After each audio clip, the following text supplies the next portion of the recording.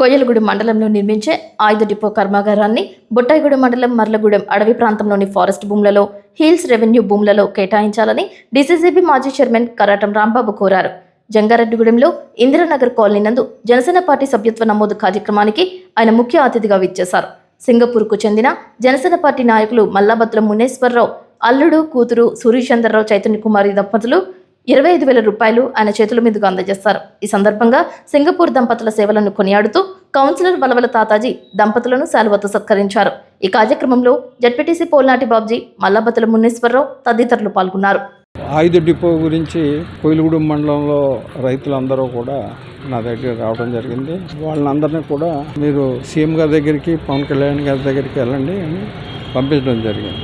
ముఖ్యంగా ఏంటంటే పోలవరం ప్రాజెక్టుకి ఏలూరు జిల్లాలో చాలా పొలం పోయింది. అలాగే ఇల్లు కట్టకు కూడా నిర్వాసితులకు ఇల్లు కట్టకు కూడా చాలా ల్యాండ్ పోయింది.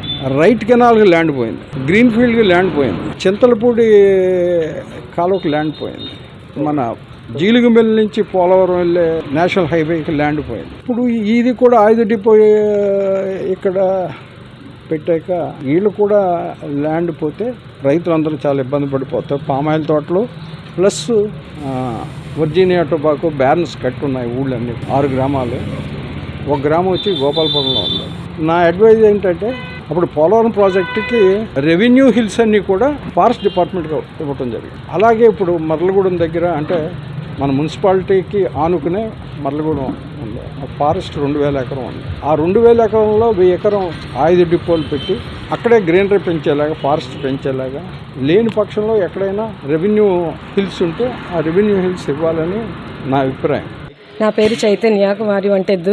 మా హస్బెండ్ సూర్యచంద్రరావు వంటెద్దు.